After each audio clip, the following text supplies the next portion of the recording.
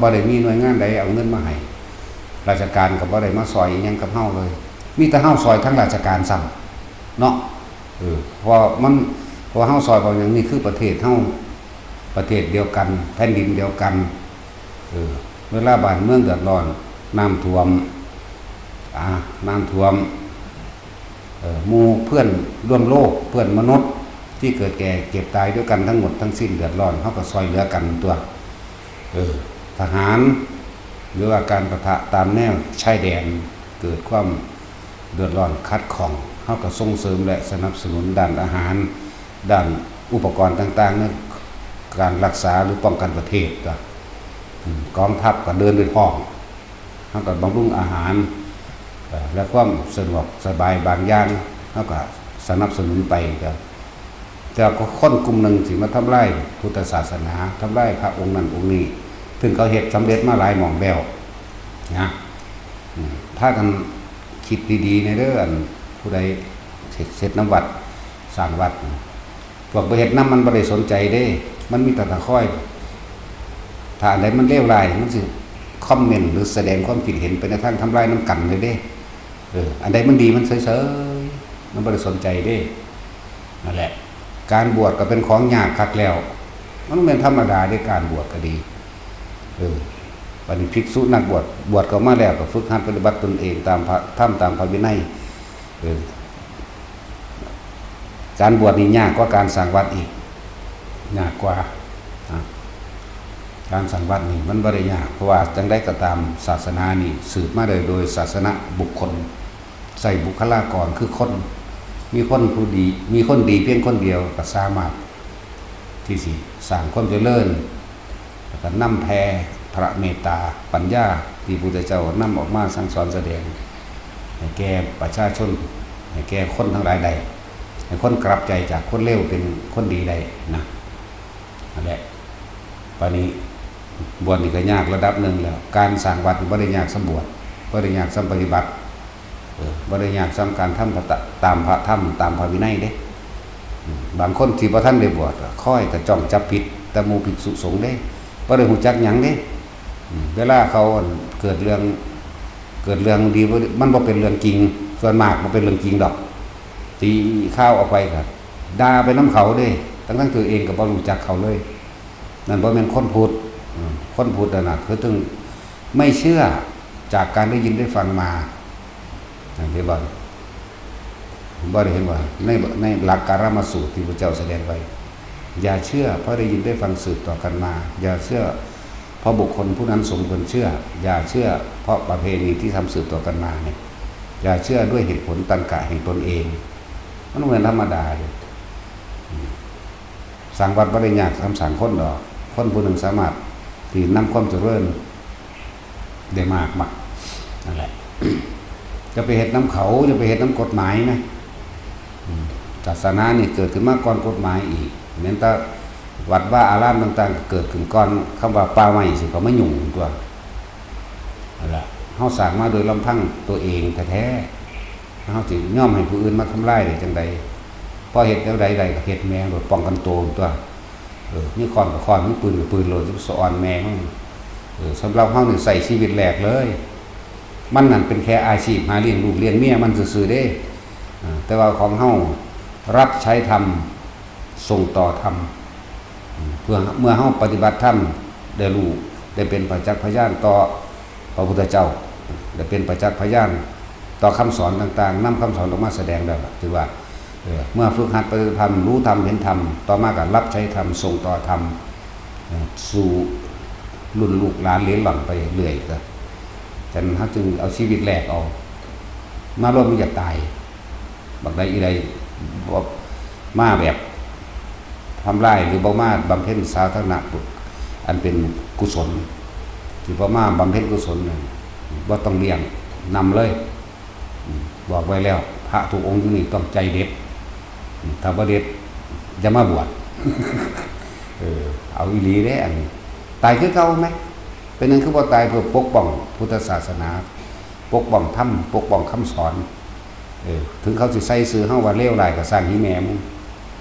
นำเลยบ่สนใจ แต่อันหาอยู่หากินน้ำบ้านน้ำเมื่อก็หากินไปตายที่เราก็เห็นว่าจะสั่งคุณประโยชน์อีกอย่างคนที่ว่ารับใส่ผู้อื่นใด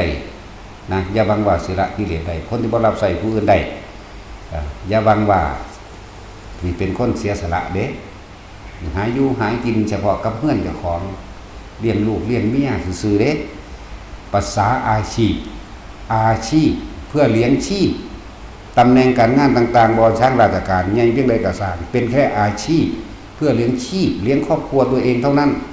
บ่ได้วิเศษวิโสอย่างเลยแต่คนที่เสียสละเพื่อบุคคลผู้อื่นได้ด้วย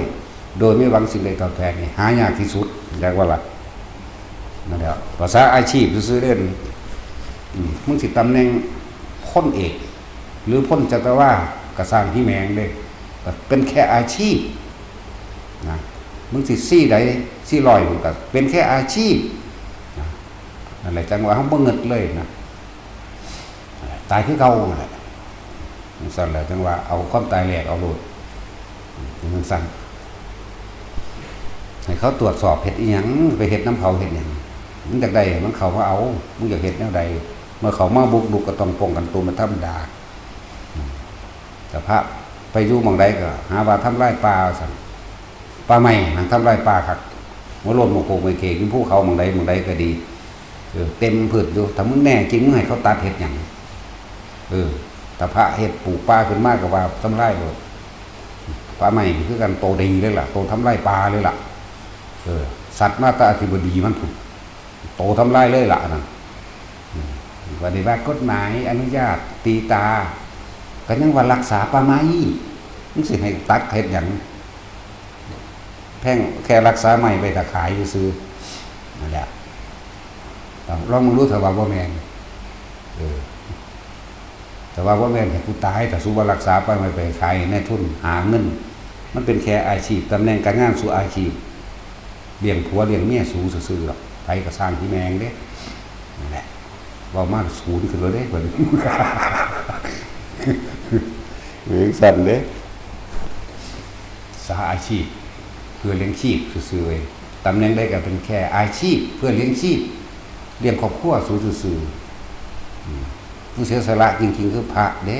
ถ้าพระไม่เสียสละแล้วใครจะเสียสละบ่มีอีกเด้นอกนั้นก็เป็นไปตามตำแหน่งการงานหรือหน้าที่เป็นเพียงแค่อาชีพอย่างหนึ่งที่เลี้ยงครอบครัวตัวเองเท่านั้นอย่ามาหาอ่างถ้าเขาว่าจ้างซูเปอร์เฮดก็แล้วกันนาเห็นบ่ล่ะตำแหน่งใดก็สร้างว่าสินายกนายเยกยังก็ตามตำแหน่งใดก็ตามถ้าบ่มีค่าจ้างบ่เฮ็ดก็แล้วกันเนาะเอาแม่ผู้ใดสิเป็นหยังถ้าบ่จ้างเอาพระนี่บ่ได้จ้างเด้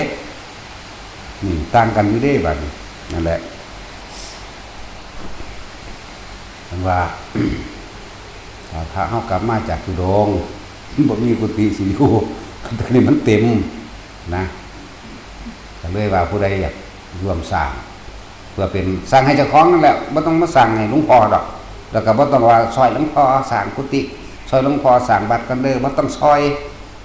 วัดของเฮามันเต็มแล้วจักบ่ล่ะมันสร้างให้เจ้าของนั่น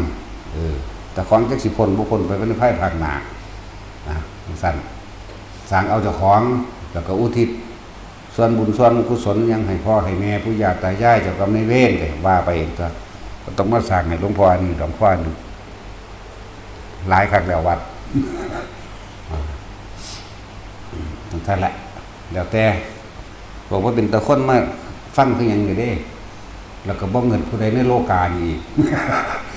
ย่านอยู่ผู้เดียวพระพุทธเจ้าย่านอันนี้บางนั้นบ่ย่านนั่นแหละผู้ใดอยากกันสร้างก็สร้างให้เจ้าของนั่นแหละ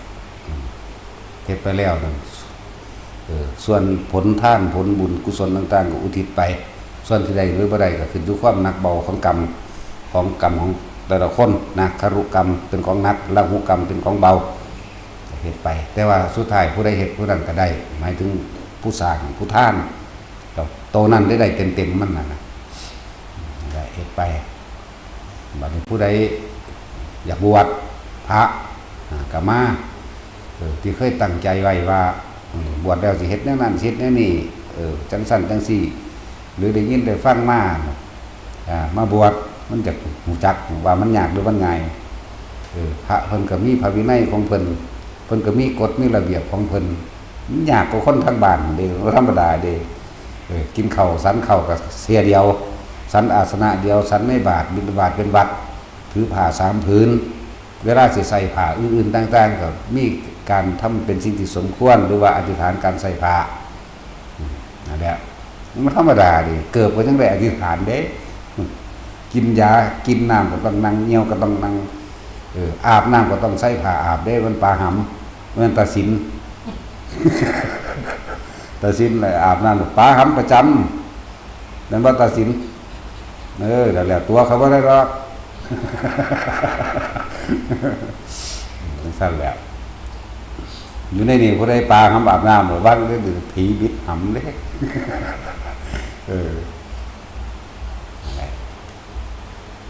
ตอนเขาพรรษาก็ให้อธิษฐานเป็นวัสกะหมายถึงว่าเป็นผ้าอาบน้ำฝนแต่ว่าตอนออกพรรษาก็ให้อธิษฐานปัจจุทรามิหมายถึงปัดออกสละออกแล้วอธิษฐานเป็นผ้าบริวารเด้อการนุ่งห่มต่างๆมันสบงให้เหนือสะดือขึ้นมา1 นิ้วข้อมือ1ข้อมือ1องคุรีบ่ให้ต่ำไต่สะดือแล้วก็ส่วนอยู่ระหว่างครึ่งแข้งจะพอดียาวเลื่อยขึ้นมาจนว่าหอดหัวเขาเอาครึ่งแข้งพอดีแล้วเบิ่งหลวงปู่หมั่นของปู่บัวเบิ่งรูปเพิ่นเอาก็ได้เฮาสังเกตเบิ่งเพิ่นว่าเพิ่นนุ่งบ่ว่าสิอังสะบ่ว่าสิสบงเครื่องแข็งตลอดเลยเป๊ะตลอดสั้นนั่นแหละหลายอย่างที่เฮาต้องฝึกหัดดัดตนเองการคล้องผ้าคือห่มผ้าบิดลูกบวบมื้อนี้แหละเวลาสันเขาอย่าให้ผ้าตกไหลนะเป็นหยังคือบ่ให้ผ้าตกไหลเพิ่นมีกุศโลบายให้อยู่กับตัวเองบ่ให้มีจากกายจากเวทนาจากจิตของตนให้รู้ความรู้สึกนึกคิดของเองให้รู้กายของตัวเองระเบียบเรียบร้อยแนวใดเป็นกุศโลบายในการให้อยู่กับตัวเองเป็นสติปัฏฐาน4เหมือนเดิมอยากให้รสชาติอาหารมันเหยียบหัวนั่นแหละความหมายของเพิ่นก็ดีถ้าเฮาตกปั๊บนะครับฝ้าบิดไม้ขึ้นมาปั๊บดึงเขาโลดนั่นแหละสั่นการนุ่งห่มก็จะลามเกินไปมันเหยียบส่วนแล้วมันเหยียบส่วนปากคาบดินแขวหักเลย อย่าให้ลามเกินไปให้พอดีเลื่อยตุ่มมองขึ้นมาจาก1องคุลีหมายถึงนุ่งห่มพวกนี้หรือเครื่องแข้งนั่นแหละเอาเครื่องแข้งนั่นแหละอยู่ประมาณนั้นส่วนจีวรพูดถึงส่วนจีวรการสรรอาหารมื้อนี้ก็ต้องมีการกัปปิแล้วก็หลายอย่างอยู่ได้บ่ธรรมดาเด้กัปปิยังนี่หมายถึงว่าทำเป็น2ที่สมควรกัปปิยังกะโรหิอันนี้ท่านทำสมควรหรือยังวันนี้คนที่อุปถากถวายอาหารกัปปิยังพันเตอันนี้สมควรแล้วเจ้าค่ะไปพุ่นดีบักพริกอาหารหรือพืชที่เกิดด้วยรากเกิดด้วยเครือเกิดด้วยกิ่งผลไม้ที่เกิดด้วยเมล็ดจังสิหลายอย่างต้องทำลายเมล็ดมันสะกอนเฮ็ดให้มันสมควรนั่นแหละบักพริกมื้อนี้เป็นสมควรผักบุ้งก็ต้องเด็ดมันเกิดด้วยเครือเด้งผักบุ้งหรือผักต่างๆก็ว่าไปนั่นแหละพวกมะม่วงจังสิก็ต้องฝานออกเป็นชิ้นๆเฮ็ดเป็นคำน้อยๆเด้บ่แม่นเฮ็ดคำใหญ่แห่นบ่ได้แทะบ่ได้ข้าวโพดก็แทะไม่ได้มะม่วงก็แทะไม่ได้ต้องทำเป็นของที่สมควรแต่ว่ามีผู้เฮ็ดให้ก็ใส่ซ่อนปาดเอาว่าซั่นก็ใส่ในมือเจ้าของเองพยายามอย่าแห่นอย่าแทะข้าวโพดบ่ให้แทะมะม่วงก็ไม่ให้แทะบ่ให้แห่นนั่นแหละเนี่ยมันธรรมดาเด้ต้องเบิ่งเด้ออย่าคิดว่าง่ายบัดนี้เนื้อที่เป็นตีนไก่จังซี่บางไปกัดดึงฟากบ่ได้เด้ตีนไก่อังหยังอยู่กันซีนแดงเหนียวนั่นว่าได้ต้องทำให้เป็นคำเล็กๆจากบ่ล่ะเฮ็ดเป็นของน้อยๆเป็นผักก็บ่ให้ม่วนเด้บ่มันง่วงมันควายแต่บ่ล่ะบ่ให้ม่วนแบบหนวมเด้เฮ็ดคำน้อยๆพอดีบ่ให้มันกระเด็นออกจังสั่นเด้มันธรรมดาติเจ้า นั่นแหละพระวินัยเห็นบ่มันแน่นหนายิ่งกว่ากฎหมายของโลกอีกกฎหมายโลกยังฆ่าสัตว์ลงฆ่าสัตว์ก็ถูกกฎหมายแน่พระเพิ่นห้ามฆ่าซ้ำบัดนี้สำหรับพระเพิ่นห้ามฆ่าสำหรับคนธรรมดาเพิ่นบอกอันนี้ควรอันนี้ไม่ควรหรืออานิสงส์ของศีลซื่อๆเด้แต่ว่าพระนี่ห้ามเรียกว่าล่ะมันสั้นแล้วมันที่ละเอียดสำหรับภาษาคนซื่อๆโคตรแม่มึงนี่เนาะ เพิ่นนั่นสิมาหยังตรวจสอบนั่นตรวจสอบนี่เตะปากมาโลดเกิดถือตีนกูนี่เนาะแต่สิวัดเขาก็สร้างเองโดยลำพังของเขาเองกับบุคคลผู้มีศรัทธาเขาหวังพึ่งผ้าผลบุญกุศลของเขาเพื่อเขาสู่พระนิพพานบ่ได้เอาเงินราชการบ่ได้เอาเงินหลวงทั้งได้มาจากบาทจากสลึงเลยเฮาซอยรัฐซอยหลวงด้วยซ้ำแต่รัฐซอยหลวงก็ซอยพึ่งผ้าซึ่งกันและกันการให้เป็นการสื่อสารที่ดีที่สุดของมนุษย์ทั้งหลายถ้าพระบ่ซอยไผสิซอยวะถ้าพระบ่เสียสละไผสิสละวะพวกอื่นๆมึงสิยศปานใดก็สร้างเด้อนี่แต่บ่มีเงินจ้างรับรองว่ามึงบ่อยู่ก็แล้วกันเอาแม่บัดทุกคนก็คู่คือนั่นแต่บ่มีเงินเดือนเงินจ้างเอาแม่ก็สู้สิไปอาสาสอนโดยบ่มีเงินจ้างแม่ว่าล่ะทหารตำรวจนายกหรือรัฐมนตรีต่างๆหรืออาชีพต่างๆที่มีเงินเดือนเอาแม่ลองเบิ่งแม่ว่าบวชนี่มีจังฟรีคักนั่นแล้วบ่แม่นว่าสิมาหาเว้ากันง่ายๆนั่นแหละก็ดีอันอีหยังหลายอะไรอย่างอยู่ดอกนะคือหลงกลเขาแม่นั่นแหละพรบคุ้มครองสงฆ์บ่แม่นคุ้มครองเลยมันเป็นช่องว่างในการเข้ามาทำลายสงฆ์สมตัวนั้นเอาไปมามีเงินทอนเงินแทนอีหยังอีกตรวจสอบให้เฮ็ดบัญชีสิไปเฮ็ดน้ำหีแมวเด้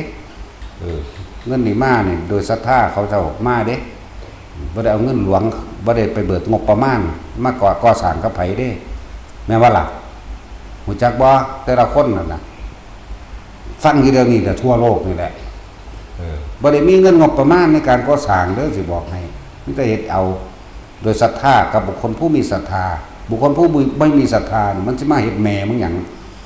เหมือนกันกับบุคคลผู้ปฏิบัติกับบุคคลผู้ไม่ปฏิบัติเนี่ยขนาดสาวกสาวิกาหรือว่าบ่เป็นสาวกอุบาสกอุบาสิกาผู้ปฏิบัติกับอุบาสกอุบาสิกาผู้ไม่ปฏิบัติเนี่ยมันยังลดลั่นลงไปเป็นลั่นมันเป็นทั้ง4เด้ซึ่งจักซ้ำใดเลยอันหูจักธรรมะนี่ค่อยถ้าสิไปยกตัวอย่างตัวนั้นตัวนี้มาค่อยจะผิดหักล้างเพิ่นการแสดงธรรมเบามวลหรือเบามวลมันเป็นอัจฉริยะใสของไผของมันอันนั้นหรือสิให้เทศแบบหลวงปู่ตื้อเอาว่าจักกันว่าหลวงปู่ตื้อผู้ใดเคยฟังหลวงปู่ตื้อจักดีหรือจะเอาแบบหลวงปู่เจียกันนั้นเฮาก็จำดีเอาแบบนั้นก็ได้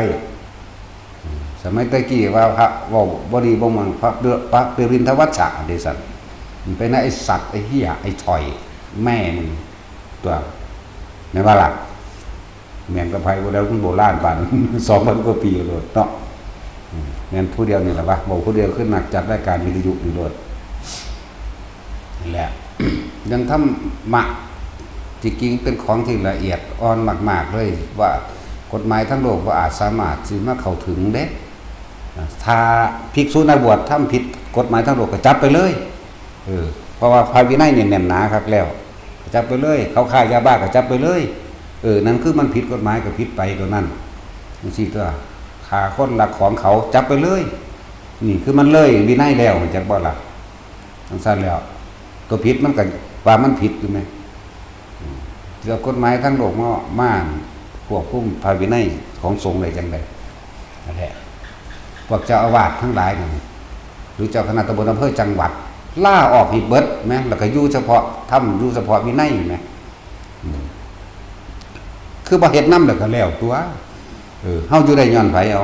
อยู่ได้ย้อนผู้คนผู้มีศรัทธาเด้โดยเจ้าหยังฟังเบิ่งถ้าว่าได้เป็นเจ้าอาวาสหรือเจ้านั้นเงินเดือนเท่าใด800มั่ง 1,500 1,600มั่งมันคือบ่50,000คือคู่คือทหารตำรวจโลดซั่นแต่ว่าเป็นเจ้าพนักงานเนาะคือบ่มีสวัสดิการนั่นนี่ให้ซั่นเบิกอิหยังต่างๆคือบ่เฮ็ดนี่ซั่นนั่นแล้วจะไปเฮ็ดนำเขาแม่เจ้าคณะตำบลอำเภอจังหวัดนี่ ยกเลิกลาออกให้เบิดบ่ได้ลาดอกคือบ่เอาแล้วถือเอาเฉพาะธรรมถือเอาเฉพาะวินัยเป็นศาสดาเพราะธรรมและวินัยนั่นแหละคือศาสดาแห่งเราตถาคตอยู่แล้วอันพวกราชการเขาบ่มาจังหันจังเพ่นพวกเจ้าเด้อแม้ว่าล่ะอันพวกมาตรวจสอบแล้วนะมันบ่ได้มาจังหันบ่ได้จังเพ่นพวกเจ้าเด้อ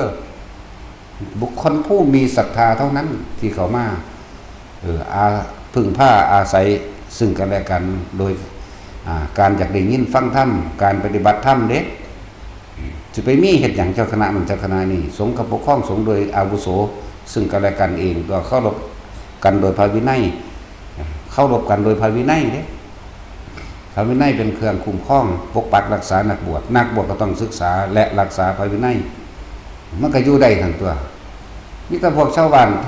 ที่มีศรัทธาเท่านั้นได้มาจังหันมาใส่บาตรเมื่องานราชการบอกว่าจังหันใส่บาตรประจำได้คือบ่มีเอาเนี่ยบ้าล่ะโง่หลายไปเฮ็ดน้ำหีแมงก็สร้างสรรค์เนาะเขาไปเฮ็ดน้ำเด้เฮามันตรวจสอบผู้โรคจะตายตั้งแต่กี้เฮ็ดน้ำดีแล้วอ่อนน้ำแล้วอธิบายก็บ่เข้าใจห่วย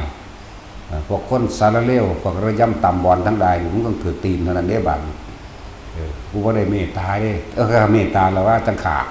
เนาะแต่สินแต่มันอยู่โดนมันสิบาปหลายขาคนเอาบุญอะไรตัวเป็นอย่างศาสนาอื่นๆนั่นน่ะพวกเดรัจฉีนอกศาสนาสอนให้ขาผู้ใดพอฟังคำสอนพระเจ้าให้ปาดข้อมันก็บ่ไปตรวจสอบกันคือว่าศาสนาอยู่แม่นบ่ล่ะเฮาซอยเหลือเพื่อนมนุษย์ร่วมกันบ่ได้แวนว่าแต่ในประเทศนี่เด้ต่างประเทศก็ไปเด้สิบอกให้นั่นแหละว่าบอกเจ้าวาดว่าต้องไปสนใจนั่นดอกเอาพระธรรมเอาพระวินัยนั่นอ่านตัวจังใดพวกมันมานั่นมันก็บ่มาจังหันเจ้าดอกมันบ่ใส่บาตรเจ้าดอกจังซั่นตัวมีแต่บุคคลผู้มีศรัทธาเงินทุกบาททุกสตางค์มาจากบุคคลผู้มีศรัทธาบุคคลผู้มีความเชื่อมั่นว่าการให้ทานเป็นบุญการให้ทานเป็นหนทางแห่งพระนิพพานการให้ทานการรักษาศีลการเนกขมะการภาวนาการรู้แจ้งโดยปัญญาวิริยะขันติสัจจะอธิษฐานเมตตาและอุเบกขามีศรัทธาพระสิ่งเหล่านี้บ่แม่นรัฐบาลบ่แม่นกฎกติกาทั้งโลกสิมาควบคุมได้แล้วแต่ว่าเราเว้าเหย้าเด้ตะกี้มันต้องมีกฎหมายอย่างเด้กับสมัยนั้นก็ดีป้าก็เป็นอิสระเดี๋ยวนี้บ่แล้วมาเฝ้าไว้ถ้าขายให้นายทุนแต่ก็ว่าถูกกฎหมายคือกันออกบังคับต่อประชาชนให้เฮ็ดนำจนว่าติติงบ่ได้แล้วเนาะบ่ให้เผานั่นบ่ให้เผานี่บาดโรงงานเผาอยู่บ่มซะตลอด24วินาทีก็โลดบ่ได้ว่าชั่วโมงแต่ว่า24วินาทีพุ่นล่ะบึ้มอยู่คือบ่ไปว่าเขาแม่ว่าล่ะศูนย์ป่ะ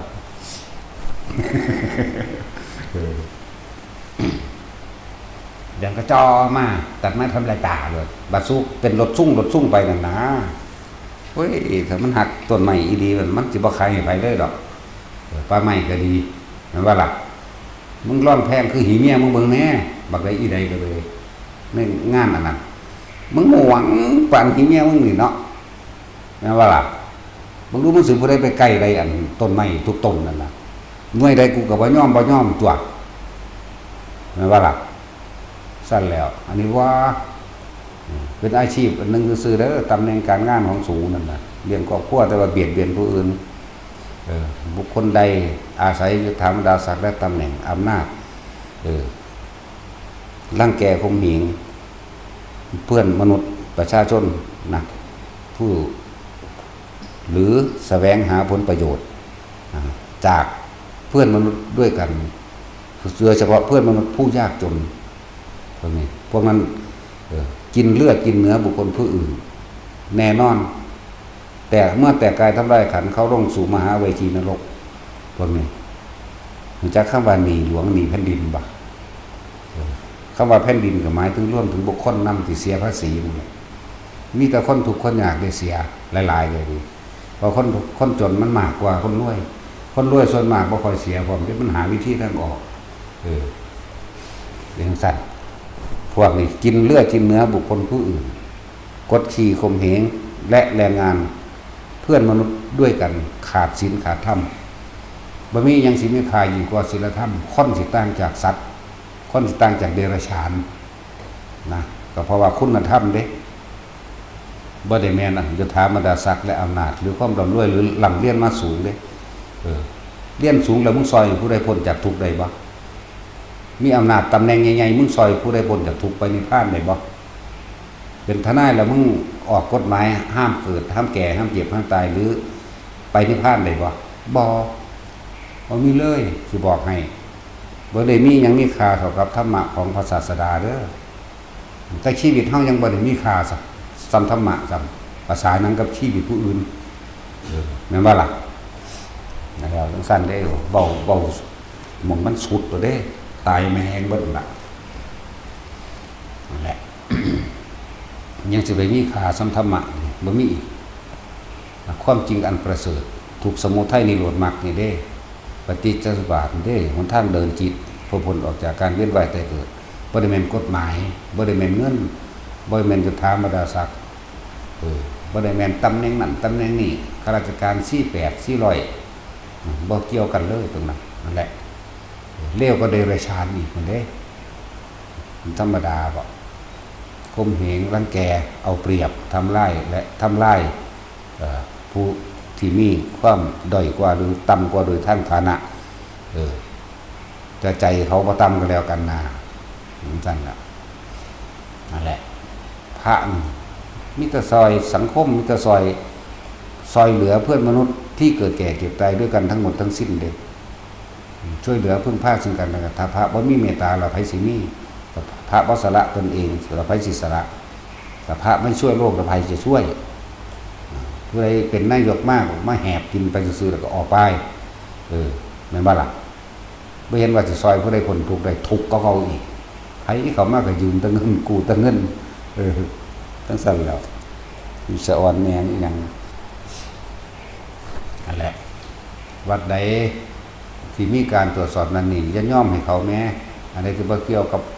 พระธรรมพระวินัยอันใดที่พระพุทธเจ้าบ่ได้บัญญัติไว้ก็ไปสนใจมันแม้เฮาบวชทั้งพระพุทธเจ้าได้เฮาบ่ได้บวชทั้งคนธรรมและวินัยนั่นแหละบวชโดยธรรมบวชโดยอริยสัจสี่บวชโดยสัตว์โลกิยะสัตว์หรือโลกุตระสัตว์บวชโดยปรมัตถสัตว์เพราะรู้เข้าถึงความจริงที่สุดคือพระนิพพานรู้บวชโดยพระวินัยจึงว่าธรรมและวินัยนั่นแหละเป็นศาสดาเป็นบุคคลผู้คนอย่างผู้ควรเดินตามเพื่อให้เข้าถึงความเป็นเช่นนั้นของมันเองโดยธรรมนี้บ่ได้บวชทั้งคนเพื่อให้กระสร้างมีผู้ใดฮู้เด้ว่าเฮาเป็นหยังคือบวชแล้วบวชแล้วเฮาไปเฮ็ดจังไดมาจังไดบ่มีผู้ใดรู้นำเฮาเด้แล้วเฮาชีวิตของเฮาผ่านความตายมามากมายเพียงใดผลจนทะยานตายขึ้นมาแล้วสลบสลายไปกี่ครั้งตายแล้วฟื้นมากี่ครั้งเลยบ่ธรรมดาเด้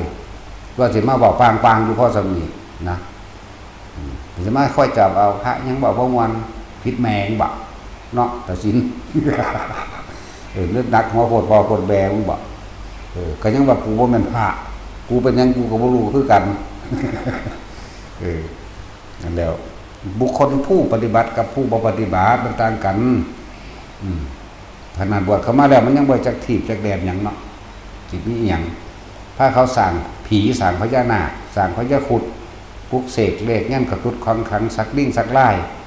โอ้ยสิขังหาแมงมันตายก่อนล่ะพวกนั้นเฮ็ดมาก่อนก็เลยตายแล้วมันพ้นทุกข์ได้บ่ล่ะมันพ้นจากการเวียนว่ายตายเกิดบ่ล่ะนั่นแหละเห็นบอกแต่ละคนพระวินัยบ่แม่นแค่150บ่แม่นแค่227บ่แม่นแค่311มีเป็นแสนๆเด้ธรรมดาเด้ทั้งสั้นแล้วสิค่อยๆแต่ตำหนิหมู่ภิกษุสงฆ์สามเณรก็บ่แม่นเอาอรหันต์มาบวชเด้เอาคนกิเลสนะตัณหาหยาบนี่เด้มาบวชเพื่อคัดเกลาตนเองเด้ตัวเองบางลงแล้วบ่อันผู้อยู่บ้านก็เลยมันจังกล้ามาว่าแม่นบ่ล่ะบางลงคักแล้วบ่นอนเฝ้าหีแย่มึงอยู่หั่นมึงบางติโอ้ยเขาอีแตกหมา กูได้ด่าเด้กูด่าไพเราะเพราะพริ้ง น่ารักอีกเป็นหากเพราะตัดสินคำด่าเราน่ารัก ผู้ได้ว่าด่ากับผู้นั้นตัวว่าด่าเนาะกูไม่ได้ด่าไผเด้แม่มึงนี่ กูได้ศูนย์กับผู้นั้นแล้วรับเอาเนาะกูก็ได้ศูนย์เด้กูก็ได้เชโร่เด้ นั่นแหละค่อยจะตำหนิอันนั้นอันนี้หลายตัวเองยังอยู่เลี้ยงเมียเลี้ยงผัวอยู่ไปก็ดีนิดนึงน้อยนึงก็บ่กล้าห่างกันนั่นเอาแต่แม่ก็กล้าเสียสละขนาดนี้ภิกษุนักบวชเขาเสียสละเด้เสียสละอะไรเขาบ่ไปแย่งอาชีพการงานพวกเจ้าอีกแล้วเขาบ่ไปแย่งอาหารเจ้ากินมาหลายคาบดอกนั่นแหละบ่ได้ไปหลายอย่างที่นั่นแหละบ่ฆ่าบ่ลักบ่ประพฤติผิดในกามบ่โกหกบ่ได้ไปกินเหล้าเมายาอีกแล้วเป็นมาท่านอันยิ่งใหญ่ก็คือการรักษาศีล5ได้นั่นแหละภิกษุนักบวชเข้ามาเขาก็มีโลดแต่ว่าชาวบ้านคำว่าชาวพุทธที่คนเข้าใจหลายๆคนว่าถ้าเป็นชาวพุทธจะต้องห้ามฆ่าสัตว์ห้ามลักทรัพย์ห้ามประพฤติผิดในกามห้ามโกหกห้ามดื่มสุราและบ่แม่นห้ามมันเป็นข้อวัดปฏิบัติตัวเองบุคคลผู้ใดไม่ฆ่าไม่ลักไม่ประพฤติผิดไม่โกหกไม่ดื่มสุราและเมลัยมีชีวิตเป็นปกติไม่ต้องเดือดร้อนกังวลใดๆทั้งสิ้นพวกเจ้าก็มีชีวิตปกติสุคติแม้กระทั่งตอนที่เป็นอยู่มีชีวิตอยู่สุคติแม้กระทั่งตอนที่ตายแล้วจากโลกมนุษย์ไปสู่สัมปรายภพอันใหม่ไปสู่สุคติไปพบที่มีความสุขคำว่าสุคตินะแต่ว่าบุคคลผู้ใดฆ่าลักข่มขืนโกหกหรือดื่มสุราไม่อะไรเป็นทุกขติแม้กระทั่งมีชีวิตอยู่เป็นทุกข์ในมีชีวิตอยู่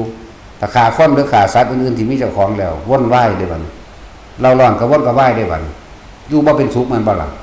ย่านบาดระแวงย่านเขามาขาขึ้นนั่นเพราะว่าปล้นขี้ฆ่าและข่มขืนโกหกคนอื่นย่านเขาจับได้ดื่มสุราแล้วไม่ไล่เขาไปง่อยเปียเสียขามันจะอ่อนไปอีกเนี่ยทุกตั้งแต่บ่ท่านได้ตายซะโดยซ้ำไปสิไปบายหยังกับทุกขติอันเป็นสัมปรายภพไปสู่ภพอันมีแต่ความทุกข์กับความทุกข์เพิ่นบอกพระพุทธเจ้าเพิ่นบอกผู้ใดรักษาศีล5ได้ไปทางสุคติผู้ใดรักษาบ่ได้ไปทางทุกขติบ่แม่นขอห้ามคือเขาเว้าล่ะแต่ว่าพุทธเจ้าห้ามฆ่าสัตว์แต่ว่าภิกษุทำไมยังฉันเนื้อสัตว์อยู่ไงบ่ได้ห้ามเพิ่นบอกนี่ทางดีเพิ่นบอกนี่ทางเลวซื่อกินฮอดซ่านแล้วลองเบิ่งหน่อยว่ากูดิ กูอยากก้อยซ่านอยู่เด้ เนาะอูดก็บ่ค่อยมีป่ะก้อยอูดคือสิแซ่บเนาะแต่สิจะเคยกินบ่ก้อยมาไล่มันน่ะนำแมงเบิด กูสะอ่อนแมงมึงบอกนั่นแหละเข้าใจบ่เข้าใจก็ตามเด้เฮาก็ต้องเสียสละมั่งเหมือนกัน เสียสละอันนี้นั่นแหละหลายอันหลายอย่างแว่เข้ามาโลดแต่เพิ่นเป็นแมงอย่างนอนอยู่น้ำเมียน้ำผัวอยู่ก็เลยบวชนี่ก็ยากอันดับหนึ่งแล้วนะสร้างวัดบ่ได้ยากสำบวชสมมุติเอาเฮาเริ่มต้นแรกพระพุทธเจ้าบวชเห็นบ่ถือเพศนักบวชจึงสร้างสาวกเป็นนักบวชสืบต่อกันมาได้จึงมีวัดอยู่ภายหลังแล้วก็แผ่ขยายออกได้มีวัดมีบ้านหลายๆหม่องมีเจดีย์มีพระธาตุมีอย่างต่างๆก็เพราะอาศัยศาสนาบุคคลเป็นผู้เผยแพร่ออกไปนั่นแหละอาศัยตัวนี้การก่อสร้างต่างๆนั่นเป็นเรียกว่าเป็นสะพานหรือเป็นทางเดินก็อยู่ได้เพราะว่าการก่อสร้างก็อย่างหนึ่งนะถ้าสิอยู่โดยแก่นมาเลยมันก็อยู่บ่ได้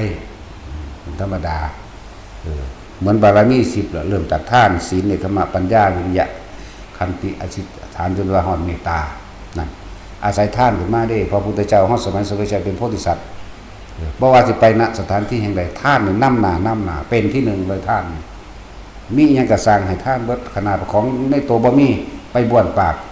เอาขี้แขวปูดลงไปในน้ำเพื่อให้กุ้งเพื่อให้ปลาซิ่วได้กินไหมธรรมดาบ่เราแต่มีใดมันท่านอันนั้นแหละแต่บ่มีเงินบ่มีทองก็ท่านกำลังกายของเองเด้ หรือแม้กระทั่งท่านสติปัญญาบอกแนะแนววิชาความรู้ในต่างๆมันไม่ธรรมดาเลยท่านมักเป็นที่หนึ่งเมื่อสันเพิ่นสิพิจารณาบอกสมัยเพิ่นได้รับพุทธธรรมนายแล้วเพิ่นก็พิจารณาซึ่งทำอันใดที่ทำให้สำเร็จพระโพธิญาณมันก็พิจารณาท่านพ่อพิจารณาว่านี่ทานะปรมีแผ่นดินสะเทือน1 ครั้งท่านของในกายมีเลือดมีเนื้อมีดวงตาตลอดทั้งกำลังแดงกายแห่งตนแผ่นดินสะเทือนเป็นครั้งที่2จนถึงที่สุดแล้วปรมัตถท่านคือการเอาชีวิตให้เป็นท่านจังสิแผ่นดินสะเทือนเปียงเข้ามาอุไหหมอน้ำกระทบกันตกแตกคนที่เฝ้าพระพุทธเจ้าพระพาที่บังกรนั่นน่ะเกิดความ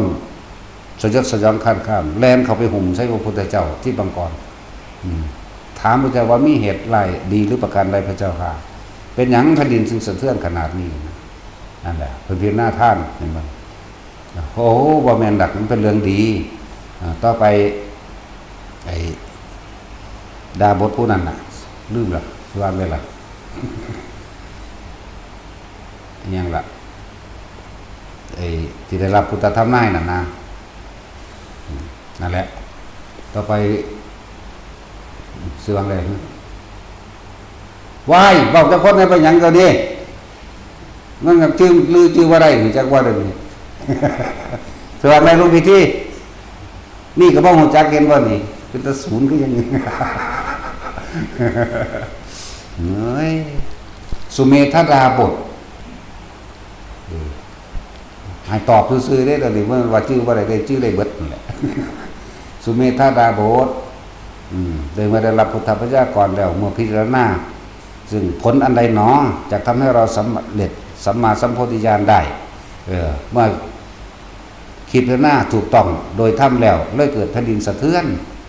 สุเมธาดาบทในการต่อไปข้างหน้าสีอสงไขยแสนมหากัปจักได้เป็นพระพุทธเจ้าองค์หนึ่งมีนามว่าพระพุทธโคดมมีพุทธบิดาว่ามีพุทธมารดาว่ามีคู่บารมีว่าสมัยนั้นก็มีนางสุมิตราเนี่ยปรารถนาขอเป็นข้าบาทจาริกาเป็นครูไปร่วมทุกข์ไปน้ำกันมีลูกชายชื่อว่าลาหุนมีสาวกซ้ายมีสาวกขวาชื่ออย่างนั้นอย่างนี้ไล่ไปนั่นแหละหมู่ประชาชนที่หุ่มกับพระพุทธเจ้าที่บังกรอยู่นั่นก็เลยเกิดความลูกคนพ่องสยองก้าวหากข้าพเจ้าพลาดจากศาสนาของสมเด็จพระสัมมาสัมพุทธบังกรพระองค์นี้ณการข้างใดในการข้างหน้าขอข้าพเจ้าจงอย่าพลาดในศาสนาของพระพุทธโคดมนั้นโดยเถิดตบมือผัดพื้นกับพื้นผ่าจากว่าล่ะท่านแหละรอเรื่องทางเลยย่าไว้หามันเดี๋ยวศึกษาไว้แน่เป็นแนวทางมูภิกษุสงฆ์ก็เลยจะอ้ำอึ่งหลายบ่แม่นเฮาบ่ได้ศึกษาเด้แต่เป็นเน้นเหมือนเฮาชื่อได้เบิดมันได้อีหยังก็เลยแต่ว่าตอนบ่เป็นเน้นบ่เป็นหยังแล้วมันเสือกชื่อไว้ทีตอนจักกูเป็นหยังคือกันมันจะชื่อหยังบ่ได้จังซั่นแหละแต่ว่าหังเว้าได้อยู่ดอกนั่นแหละศึกษาแน่เพราะเป็นแนวทางแต่ว่าบ่ให้ยึดเด้ศึกษาเป็นแนวทางเฉยๆเหมือนกับเรือไปตะไคร่แค่ขามน้ำมาถึงฟังแล้วก็ต้องปล่อยเรือไปตามน้ำเด้อย่างสั้นบ่ได้เอาไปยืนยันตัดสินกับไผแต่ว่าบอกได้บอกเป็นกลางๆเหมือนพระพุทธเจ้าเพิ่นบอกไว้ตลอดแม้เราตถาคตก็เป็นแต่เพียงผู้บอกทางเด้คนที่ซอเสียดแง่เครื่องนั้นนี่เขามาน่ะฟังไว้แน่มันสิซ้ำใดเฮ็ดจังใดในเพศภิกษุภาวะมันก็เหนือกว่าอยู่แล้วแม้นเขาสิเฮ็ดผิดก็ตามเขาจำไกลกว่าเพราะอุปนิสัยของเขาเป็นนักบวชมันก็ใกล้เข้าโดยความผิดโดยนั้นก็แล้วแต่แม้นเขาสิรับนะเขาก็ยังไกลกว่าอีกนะตัวเองเป็นมิจฉาทิฏฐิมีโทษมากยิ่งกว่าอนันตริยกรรมที่สำนึกได้เด้มิจฉาทิฏฐิมีสิทธิ์ที่จะทำทั้งอนันตริยกรรมและสำนึกไม่ได้พอแต่พวกนี้บาปนักจักบ่ฮู้ว่าสิพ้นจังได100 ล้านอสงไขยจักมันสิพ้นหรือบ่พ้นเด้แต่มิจฉาทิฏฐิหนักสุดคือเทวทัตนี่ทำอนันตริยกรรมหนักสุด คือเทวทัตแต่ว่ามาสำนึกได้บัดสิตายถวายกระดูกข้างขอขมาพระรัตนตรัยพุทธสงฆ์ถวายกระดูกข้างสำนึกได้แล้วยังมีวันพ้นเด้แสนพระพุทธเจ้าแล้วก็พ้นดอกเนี่ยยังมีวันพ้นอยู่แสนพระพุทธเจ้าอาชาติศัตรูก็คือกันก็ยังมีวันพ้น10,000พระพุทธเจ้าก็พ้นดอกจะได้เป็นพระพระเจตทั้งสององค์นั่นแหละทั้งสองเทวทัตทั้งนั้นลูกศิษย์กับอาจารย์ผู้เป็นอาจารย์หนักกว่าคือเทวทัตเป็นอาจารย์แสนพระพุทธเจ้าจึงสิพ้นจากนรกส่วนอันอาจารย์ศัตรูนี่10,000พระพุทธเจ้าจึงสิพ้นไปจังซี่เปรียบเทียบเอามันหนักแบบนั้นเปรียบเทียบแบบนั้นส่วนจินจะมาในเวลาบ่รู้ว่าสิพ้นเมื่อไหร่เพราะเป็นมิจฉาทิฏฐิแล้วก็นั่งมาขั้นที่ยันก็ไม่รู้ว่าจะพ้นเมื่อไหร่เพราะเป็นมิจฉาทิฏฐิและมาขั้นที่จะรักษาพระอริยเจ้าทั้งหลายองค์500คนละนั่งสามาวดีกับหมู่คณะของตนเองจุดไฟเผานั่งสามาวดีเกิดมากกับเป็นโสดาบันมาตะเกิดคนได้นั่นโสดาบันมาตะเกิดเลยเด้เขาเจ้าเฮ็ดไว้ตะสาการก่อนก็แห้งแล้วเพราะถ้าไฟใหม่บิ่มมาเพิ่นเตือนสติกับหมู่พวกเตือนสติพวกท่านทั้งหลายจะตื่นจะบาดกลัวแม้เราไม่ตายตอนนี้พวกเราก็ต้องตายไปในภายภาคหน้าอยู่เหมือนเดิมจงทั้งจิตให้ตั้งมั่นและมั่นคงกลับเข้ามาอยู่ในกายแห่งตนอันเกิดแล้วพิจารณาซึ่งความตายเมื่อพิจารณาซึ่งความตายบางองค์ก็บรรลุสกิทาคามีบางองค์ก็อนาคามีเด้หลังสั้นแล้วมันแม่นแค่นั้นได้บัดนี้เขาเลยตั้งใจตายโดยมีสติของเขาเองนั่งสมาธิกับบริวารถึง500แล้วก็นั่งยังหลังที่เป็นหญิงคอมบรรลุหอดอนาคามีของตัวนั้นนั่งอุตราที่ตั้งนั่งอุตราถึงย่างกันถึงนั่งขุตราบอกขุดพูดเอาละ นั่งขุดชุตราแล้วก็บอกอยากจะนั่งอันนี้ทั้งขุดทั้งชุดทั้งตราอีกเนาะ นั่งขุดชุตราเพิ่นเป็นผู้มีความจดจำดียิ่งคอมได้น่ะเป็นคนคอมถึงนั่งสามาวดีเป็นผู้แต่งตั้งให้ไปรับไปจังหันจังเพ่นก็ว่าไปแล้วก็ค่อยนำธรรมของพระพุทธเจ้าและพระสงฆ์ที่แสดงมาแล้วก็มาแสดงให้หมู่ฟังเสมอแล้วก็มีบุพกรรมของเราเด้สมัยตะกี้เรามีหมู่เป็นสมัยพระพุทธเจ้ากัสสปะนั่งขุดสุตรานี่หมู่ขบวชบรรลุอรหันต์ได้บัดนี้พอดีเพิ่นอยากได้กระเป๋าหรือกระตาหมากก็ยังของเพิ่นที่อยู่ข้างหลังนั่นแหละสิว่าจังได๋ก็ว่าพระพุทธเจ้าเพิ่นหมู่เพิ่นแต่ว่าบรรลุอรหันต์แล้วจังว่าพุทธตาเนี่ยตอนนั้นบ่ทันได้บวชแต่ว่าหมู่บวชเป็นอรหันต์ไปใส่พระอรหันต์ที่เพิ่นก็เลยเอาตัวของจ้องไปดึงกระตามาให้บาปกันมันเลยเฮ็ดให้เกิดไปคนค่อมเป็นคนค่อมเด้นั่นแหละจังซั่นแหละแต่ว่าโดยอานิสงส์ของการฟังธรรมมาเรื่อยแล้วก็มาบรรลุฌานนี้คือกันนั่นแหละเป็นแบบนั้น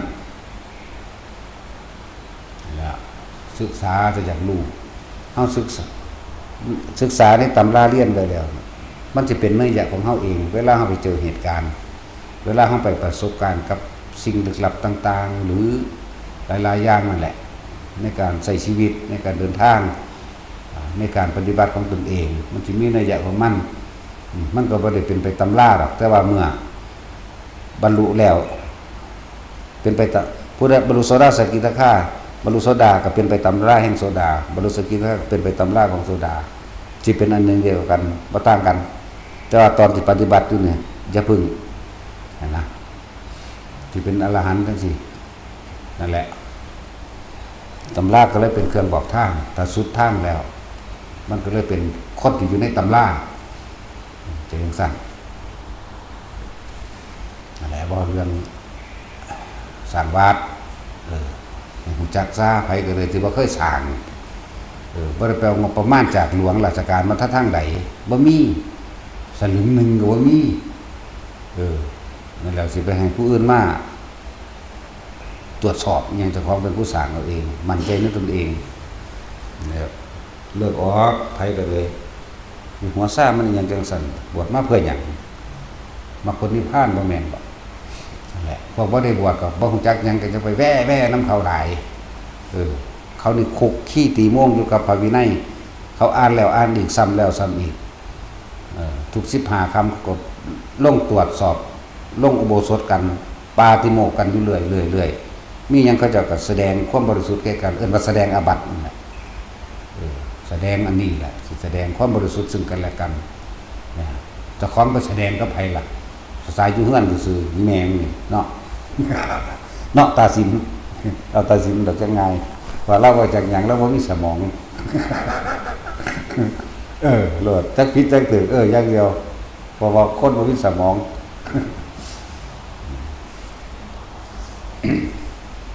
บอกเบิดทุกวัดทุกบ้านจะไปทำตามเขาจังใดก็เป็นคนในชนในชาติของเองเวลาเหตุการณ์บ้านเมืองเกิดสงครามมาแม่มันก็สิได้ออกไปยิงกันน้ำเขาคือกันเด้แม่นว่าล่ะมันบ่ออกไปก็ยิงแมงฆ่าบูๆนี่ สิต้องยิงคือกันนั่นแหละนะ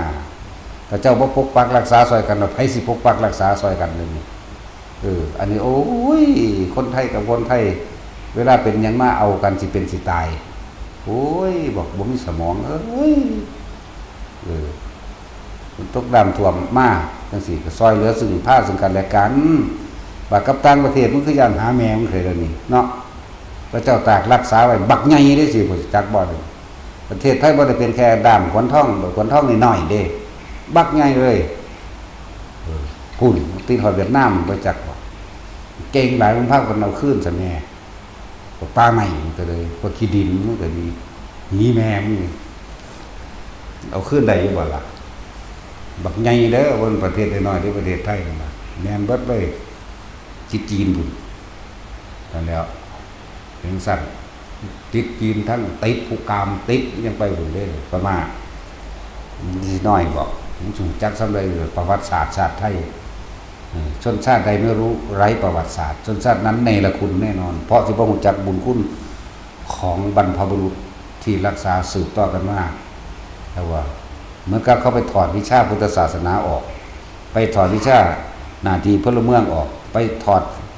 วิชาประวัติศาสตร์ชาติแห่งตนออกเป็นบัดนี้นั่นแหละเขาสิกลืนกินแบบนั้นพวกเดรัจฉีนอกศาสนาจากวันไปถอดไปเฮ็ดน้ำเขาเห็นแก่โตคนเห็นแก่โตเห็นแก่ได้เห็นแก่เงินมันบ่ได้มีค่าอย่างเด้มันบ่ได้ให้ค่าซ้ำนุ่งซ้ำเด้คนพวกนั้นนะแทนที่สิเอาเขามาใหม่ก็ตะกี้เขายังเด็กน้อยมันยังรู้จักปลูกฝังกับปลูกฝังตั้งแต่น้อยๆเป็นตัวยังรู้จักเข้ารบพุทธธรรมประสงค์ยังรู้จักเข้ารบพ่อแม่อยู่ยังรู้จักเข้ารบบุคคลอันเป็นบรรพบุรุษเพราะว่าบรรพบุรุษคือทั้งหลายที่เขาเจ้าสร้างถนนหนทางไว้เฮาเกิดมาเฮาได้ย่างเลยมันไผสร้างนี่ก็ให้เห็นบุคคลที่มีคุณค่านั่นเลยรักษาประเทศชาติบ้านเมืองไว้ไผเป็นผู้รักษาไว้ถึงบุญคุณตัวไผเป็นผู้นำกับพระมหากษัตริย์ทั่วเป็นผู้นำเนี่ยกษัตริย์นี่แปลว่านักรบเด้บ่แม่นนั่งทะเลอยู่บังหันโดยปกติเขาเห็นเดี๋ยวนี้เขาจะลบล่าฆ่าฟันเอาเลือดเอาเนื้อชาบถ้าเป็นดินแหลกมากเสียเลือดเสียเนื้อมากมันธรรมดาเด้บ่ว่าหญิงบ่ว่าชายพวกผู้หญิงพวกเฮ็ดให้เฮ็ดหน้าทรงเข้าน้ำซ้ำปลาเป็นกองกำลังกองทัพเดินด้วยท้องบ่มีแค่กินมันจะเอาหยังไปสู่เขาได้บ่มีแห้งทั้งหญิงทั้งชายนั่นแหละเจ้าฟ้ามหากษัตริย์นั่นสิพระนเรศต่อมาจึงเป็นพระเจ้าตากประกาศชาติไทยเป็นอิสระก็สืบต่อกันมากันนายดวงคือพระพุทธเจ้าฝ่ายจุลโลกมหาราชไล่มาที่พระเลิศราชพระราชพระนางเก่าเจ้าอยู่หัวจอมเก่าเจ้าอยู่หัวเจ้าจอมเก่าเจ้าอยู่หัวพกเก่าเจ้าอยู่หัวยังหลักบัดมงกุฎเก่าเจ้าอยู่หัวอันนั้นทำให้โดนผู้มีพ้นจนถึงพระวชิรกร9เจ้าอยู่หัวมีแต่สืบเลือกหลานนักรบทั้งหมดเลยนั่นนะพระเจ้าเป็นผู้มีสติปัญญาดีประชาชนทั้งหลายยกขึ้นในเป็นกษัตริย์ตัวกษัตริย์มีที่มาว่านักรบเด้ลบมาได้จังใดแต่เฮาบ่ลบไผสิลบให้เฮาด้วยความยุติธรรมของทินฐานอยู่ตรงนี้มานานแล้วบ่ได้ย้ายมาจากไสหรอกนี่จักว่าล่ะ จะไปเสือมันหลายฝรั่งอันดากมันคนไทยก็อยู่หม่องเก่าเนี่ยบ่ได้ไปอยู่หม่องอื่นบ่ได้ไปย้ายมาจากอยู่นานหรือว่าเราอยู่ด้วยกันตรงนี้หรอกบ่ได้มาจากอยู่นานบ่ได้มาจากใดๆทั้งสิ้นก็อยู่ตรงนี้แหละมันเท่าไหร่หมื่นปีเดียวมันแม่นแค่นั้นแต่พุทธเจ้าก็คนไทยนี่สิเป็นคนหยังอยู่หม่องนี้แหละมันอยู่หม่องอื่นดอกเกิดอยู่นี่ละส่วนการไปทำมาค้าขายไปเอาผัวเอาเมียอยู่ต่างประเทศหรือไปแต่ละอันแต่ละทวีปหรือไป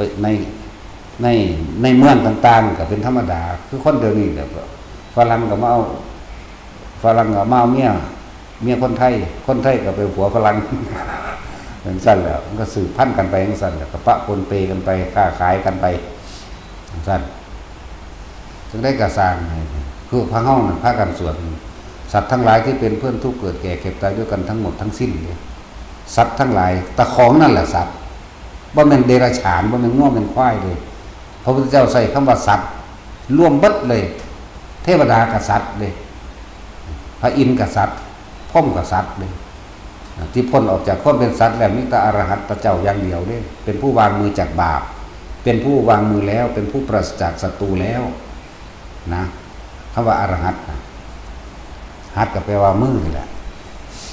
สั้นมันเพี้ยนมันเป็นหันคือจริงๆอรหัตได้ว่ามันอรหันต์แปลว่าไม่แหละ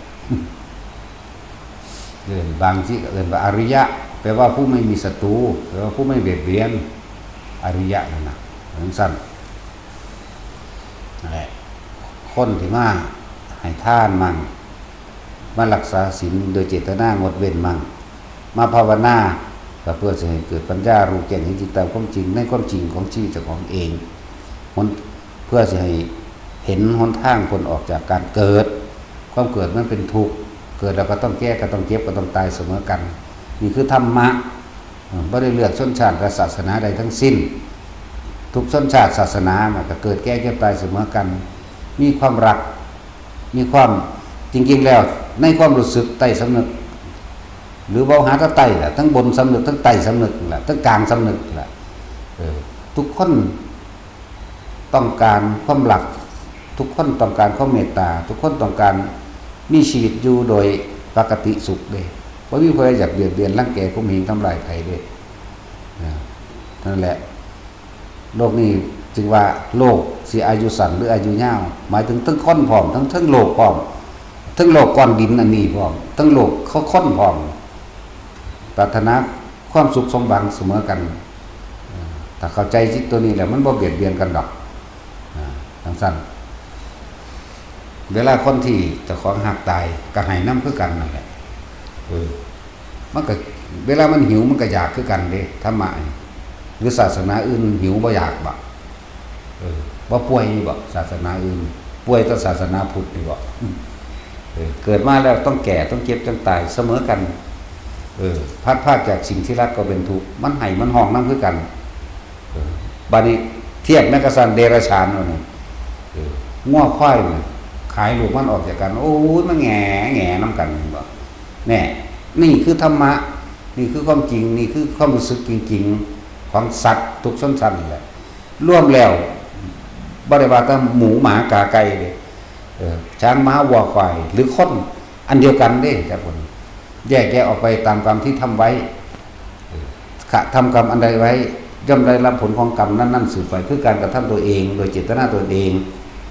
แล้วเขาจะมาฝึกหัดปฏิบัติตามเพิ่นถ้าจะพ้นออกไปเฮ็ดตามเพิ่นโลดทางปัญญาเพิ่นให้เนื้อใหญ่แห่งการรู้ตามความจริงรู้ทุกเพิ่นสอนทุกก่อนเด้คนถ้าเฮาถ้าบ่ทุกสิบ่ฮู้จักสาเหตุทุกเมื่อบ่จักสาเหตุทุกจะเอาหยังมาเป็นหนทางดับทุกข์และทุกข์ดับไปเด้นั่นแล้วก็เลยเอาทุกข์ว่าก่อนเว้าก่อนสั่นมันทุกข์เพราะว่าปรารถนาความสุขความสมหวังแม่นบ่ล่ะแต่ว่าอะไรตามนั่นเด้ก็เป็นทุกข์กันตัวแหละทำไมไม่เห็นก็เห็นแก่ตัวของตัวเองก็ว่าเพิ่นจึงเอาคำว่าสละจาคะหรือท่านว่าอาหารจารสารของที่อาศัยตลอดทั้งเครื่องอำนวยความสะดวกต่างๆหรือผู้ใดสิเพื่อสิเป็นของสิ่งของแลกเปลี่ยนในปัจจัย4ก็คือเงินมั่งทองมั่ง ทั้งสี่มันก็เลยให้เพิ่นก็เลยเอาท่านถึงก่อนท่านถึงที่พานก็ได้นี่ล่ะแต่ผู้ใดท่านเป็น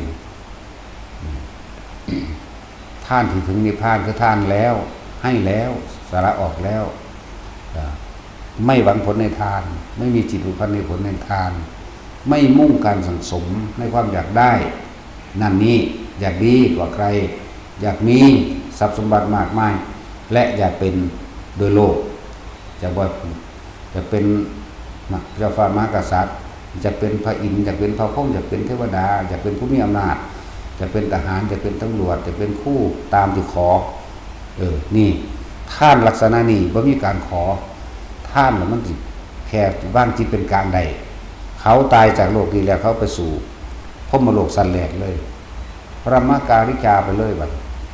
หลังจากสิ้นอายุสิ้นฤทธิ์สิ้นบุญสิ้นกรรมของตัวเองแล้วก็เลื่อนขั้นขึ้นไปเรื่อยๆบ่ลงเด็กบ่นี่พอจิตของเขาบ่มีที่ตั้งหมายถึงว่าบ่อยากเป็นทหารบ่อยากเป็นตำรวจบ่ได้เป็นกษัตริย์บ่อยากเป็นนายกบ่อยากเป็นนั่นบ่อยากเป็นนี่เขาก็เลยเลื่อนขึ้นข้างบนเรื่อยๆสั้นมีละท่านแบบนั้นแต่ว่าคนท่านแบบนั้นเป็นฟังธรรมแบบเปรียบเทียบเมื่อเขาฟังอันนั้นอันนี้แล้วก็กับเปรียบเทียบแล้วบ่แม่นแค่ท่านบัดเขาปฏิบัติพร้อมเลยคูณ2ท่านก็บ่หวังผลในท่านภาวนาก็เพื่อจะให้เกิดพัฒนาจิตใจของเจ้าของให้เกิดมีกำลังในการปล่อยมันเองแหละ จังว่าฉะนั้นจึงมีเพิ่นจึงภิกษุนักบวชเมื่อสละตนเองออกมาแล้วเมื่อสละตนเองมาแล้วก็ต้องปฏิบัติธรรมให้รู้ซึ้งถึงความจริงจนถึงบรรลุได้แม้นบ่บรรลุได้ก็สร้างก็อยู่คงอยู่ในภาวินัยนั่นแหละก็อาศัยการจดจำคำสอนพระพุทธเจ้าเหมือนพระอรุณมิตรเอวามีก่อนนั่นหมายถึงว่าข้าพเจ้าผู้ชื่อว่าอานนท์ได้ยินได้ฟังอย่างนี้สมัยหนึ่งพระผู้มีพระภาคเจ้าประทับอยู่ที่เชตวันมหาวิหารที่กรุงราชคฤห์ป่าอิสิตนะมฤคทายวันในสมัยภาคนั้นพระองค์ได้ทรงสั่งสอนว่าดูก่อนภิกษุทั้งหลายพวกเธอจะเข้าไปใกล้ในที่สุดถึง2 ส่วนบาลักทเวนีพิกเวอันตาปปาจิเตนะนาเซวิกภาโยจังกามิสุกามสุขาริกานิโยโกหิโนกโมโปตุเชนโกริโยนัสันโตนจะเข้าไปเพราะนั้นเป็นส่วนของปุถุชนทั้งสั้นถ้าเฮาบ่บรรลุหยังเฮาก็อาศัยตำรานั่นแหละอาศัยตำรากับอาจารย์ออกมาเว้าออกมาแสดงจากว่าล่ะถ้าบรรลุแล้วหรือนั่นนี่ก็สิมีนัยยะกว้างขวางขึ้นเวลาเพิ่นเทศนาเพิ่นก็ยกตำรายกหัวข้อมาแสดงเหมือนกันแล้วเพิ่นก็เอาของที่เพิ่นรู้มาเห็นมาออกแสดงพร้อมเป็นการยืนยันในตำราในไตรปิฎกซั่นแหละตำราและพระไตรปิฎกล้วนแล้วแต่เป็นประสบการณ์ของพระพุทธเจ้าของพระอริยสงสาวกในสมัยนั้นบ่ทันบ่แม่นไปอ่านจดจำมาของไผได้นั่นพระโมคคัลลาภาษาลิบุตรเพิ่นแสดงธรรมกับเอาประสบการณ์เพิ่นมาเว้าจะจังมาบันทึกลงพระพุทธเจ้าเพิ่นก็เอาประสบการณ์ของพระองค์เองออกมาเว้าพวกเขาจะมาบันทึกจดจำเอาบ่แม่นจะเอาพวกนี้ไปตัดสินยืนยันกับไผได้บ่ได้เอาไปตัดสินยืนยันมรรคผลนิพพานกับไผได้แต่ว่าบางที่ก็เอาไปเพื่อให้เป็นแนวทางว่าผิดว่าถูกได้อยู่หังบ่มีเครื่องวัดได้อริยะเจ้าบรรลุโสดาบันเอาปลอดคือเครื่องวัดไข่มาวัดกับบ่ได้เด้เอาไม้บรรทัดมาวัดกับบ่ได้เด้คนผู้นั้นย่อมรู้ด้วยตนเองผู้ใดบรรลุโสดาผู้นั้นรู้ในตนเองสกิทาคารู้ในตนเอง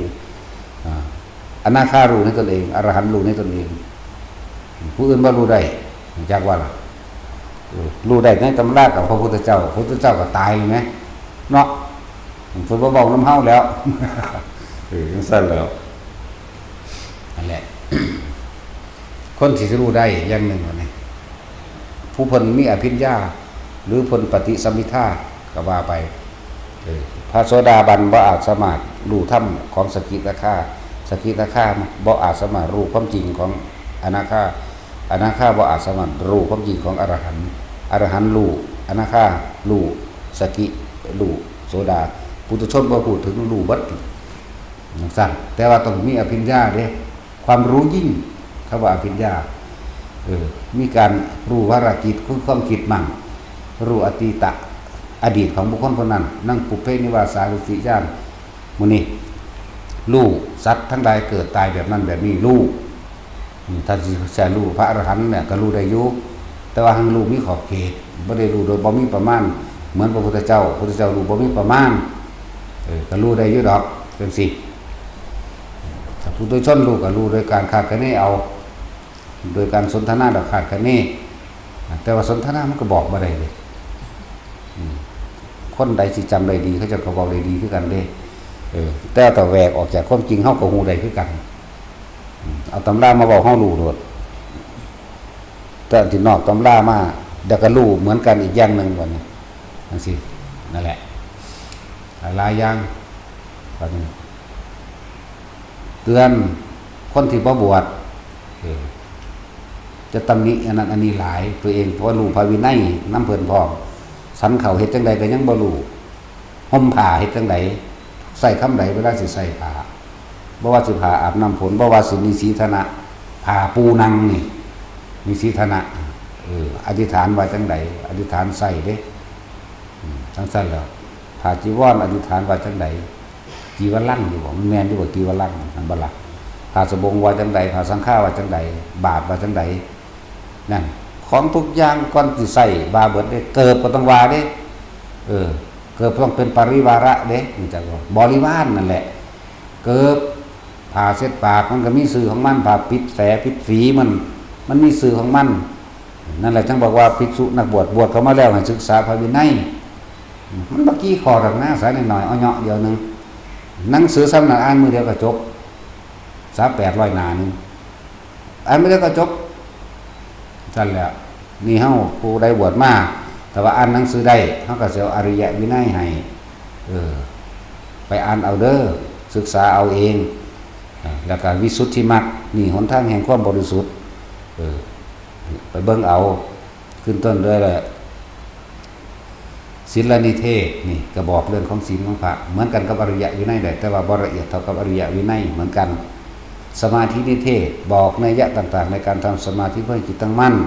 ปัญญานิเทศบอกนัยยะต่างๆให้รู้แจ้งเห็นตามความเป็นจริงเพื่อความปล่อยวางวิสุทธิมรรคนี่คือเฮาให้อาวุธไปแล้วเอาไปเฮ็ดเอาจังซี่นะนั่นแหละบ่แม่นปล่อยกันถิ่มเด้มีพระพี่เลี้ยงคอยแนะนำอยู่ผู้ใดทรงซ่านผู้ใดจับลมหายใจหรืออุณาโลมว่าท่านเป็นกะให้หมู่รุ่นพี่ฝึกให้สอนให้อันใดมีเครื่องเล่นเครื่องร้องกำลังคิดต่างๆคือการเฮ็ดกระดาษออกจากผ้าเฮ็ดก้อนหินก้อนดินปากกาใหญ่ขึ้นไก่เขาฝึกให้เพื่อเป็นเครื่องอยู่มันเป็นการทรงชาติเจริญชาติเบิดอะไรพวกนี้เป็นการสั่งสมสิ่งที่เป็นกุศลเป็นสารสั่งสมกำลังจิตเพื่อให้เกิดจิตตั้งมั่นว่าให้ไปคิดนึกถึงความใดดีมีเป็นโดยภายนอกสอนให้เบิดทุกอันนั่นแหละ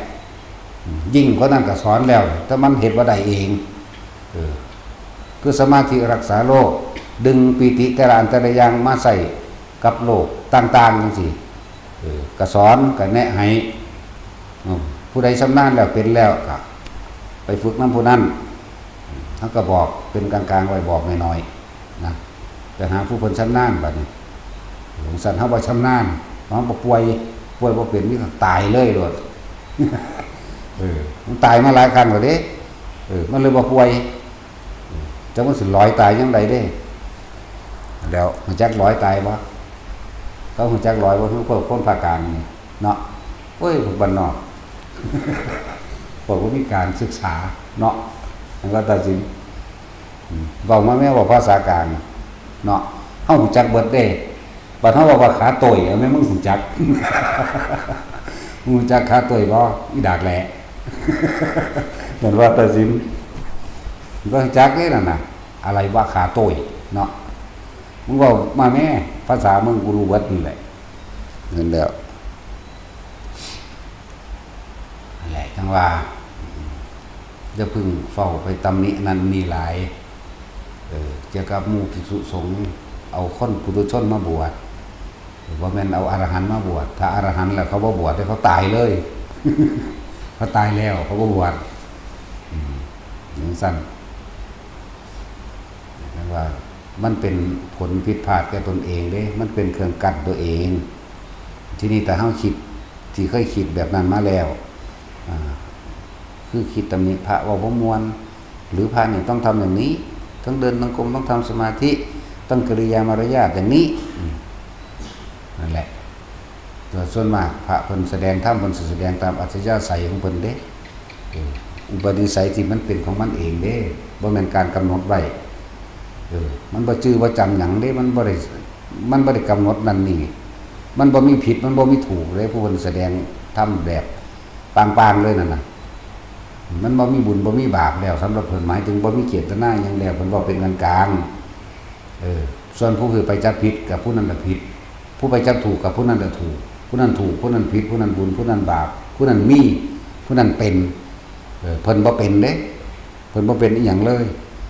เพิ่นบ่เป็นอรหันต์เพิ่นบ่เป็นใดทั้งสิ้นจัง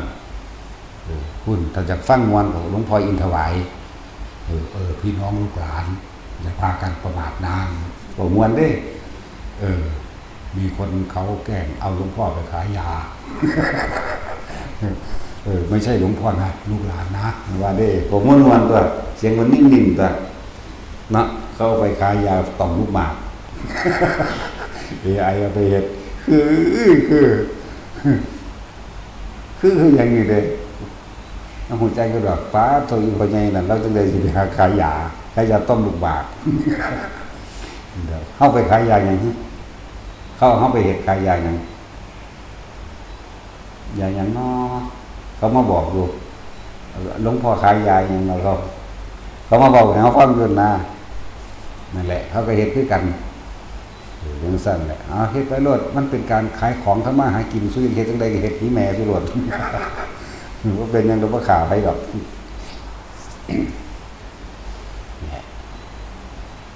การตำหนิติเตือนบุคคลผู้อื่นแม้บุคคลผู้นั้นจะผิดจริงก็ตามก็เป็นการส่อความร้อนกังวลเข้ามาสู่หัวใจเจ้าของดีๆนี่เองเด้ตัวเองได้เดือดร้อนตัวเองเด้นี่แหละจังได้กะฝากไว้อันนึงกุฏิพระขาด10 หลังผู้ใดอยากร่วมก็ร่วมมาสร้างนี่ก็สร้างให้เจ้าของเองนั่นแหละบ่ต้องมาสร้างให้หลวงพ่อนี่สร้างเอาไว้หลายแล้วพ่อแล้วสร้างเพื่อตนเองมันเป็นสมบัติของตนเองเป็นหนทางของตัวเองถ้ามันตกข้างหม้องใดมันก็สิมีที่อยู่อาศัยเป็นคนที่มีถ้ามีที่อยู่อาศัยแล้วก็ขึ้นชื่อว่าได้ทุกอย่างนั่นแหละคำว่าวิหารทานเนี่ยคือเป็นท่านสูงสุดแล้วในทางด้านวัตถุคือการสร้างวัดสีดินสงฆ์นี่แหละถ้าว่ามีที่อยู่เพิ่นจักเพิ่นสิไปอยู่ไสเพราะว่าป่าไม้มีเจ้าของมาแล้วแล้วทั้งใดมันก็ไล่แล้วแล้วก็อีห่านั่นซั่นแล้วมันต้องไปฆ่าแมงทิ่มเบิดนี่แหละเนาะตรวจสอบนั่นตรวจสอบนี่ปานวันมาสร้างมาเฮ็ดนำเฮ้ยดูเขาแตกมาอะไรผู้ใดสิจะมาสร้างไว้เป็นสมบัติของเจ้าของเด้อ